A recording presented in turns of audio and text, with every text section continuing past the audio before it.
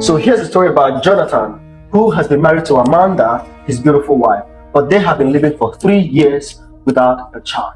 So Jonathan was getting impatient of the situation because he is actually the only child in his family. His people have been desperate for a child. They decided to go to the hospital to know what's wrong with them. But when they go to the hospital, the doctor said that they were both okay. They just have to wait until it's time for them to start making babies. Jonathan was impatient about the situation because he is the last generation of his family. So it is his obligation to keep the family's legacy by bringing forth enough male children.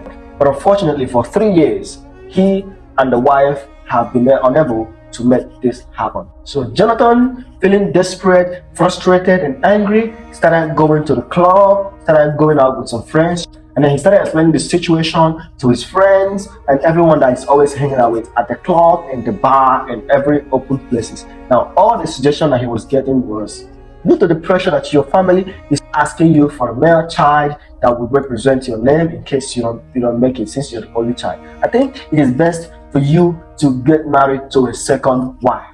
At first, he actually declined that thought, but then he started putting it in his mind several days after. He came back home, he was angry and frustrated and ready to tell the wife that he is going to get a second wife. But when he came back home and the wife told him the good news that she is pregnant, Jonathan was so happy and was filled with joy until a few months later when the baby is already growing in the stomach. Jonathan was desperate to know the sex or gender of the child. So Jonathan told Amanda, look, I need you to go to the hospital and find out if this is a male child or a female child. Now, mind you, if this is a female child, then I am still going to pick the option of marrying a second wife because I can't wait for the next years to get me a male child. So this had to put Amanda in a deep thought because she thought being pregnant will save his marriage. But she's right, but then it has to be a male child according to her husband, Jonathan. So she decided to go to the hospital to find out the sex of the child.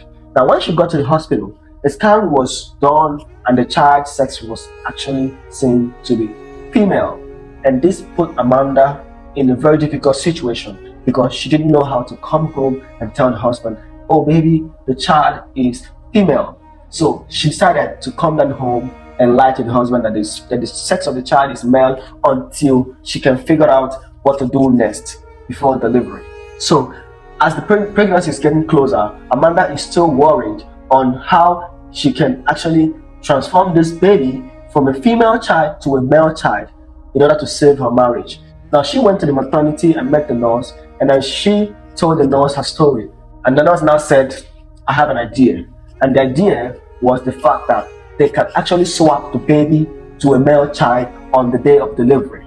Now, Amanda thought this was a crazy idea, but then she started thinking inside this idea. And then she agreed with the nurse that, okay, well, if it is possible, I will do that. I will swap the baby to a male child because I want to save my marriage.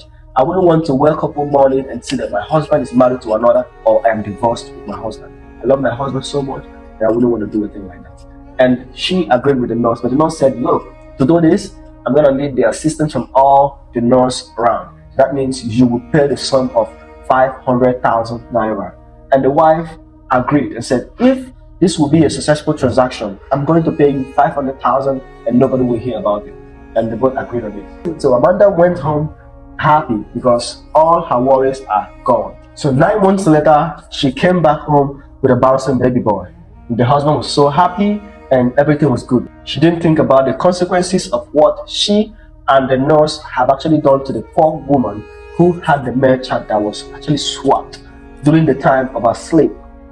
Okay guys, I'm sure you're actually enjoying this story right now. I can assure you the next episode is going to be filled with a lot of suspense because Amanda still needs to explain to the husband how the DNA of the child is different from his DNA. The woman who the child was stolen from needs an explanation in the hospital where she gave birth. So this is actually what's going to be on the next episode. So if you're watching this video right now, make sure that you're subscribed because the next episode is coming up soon.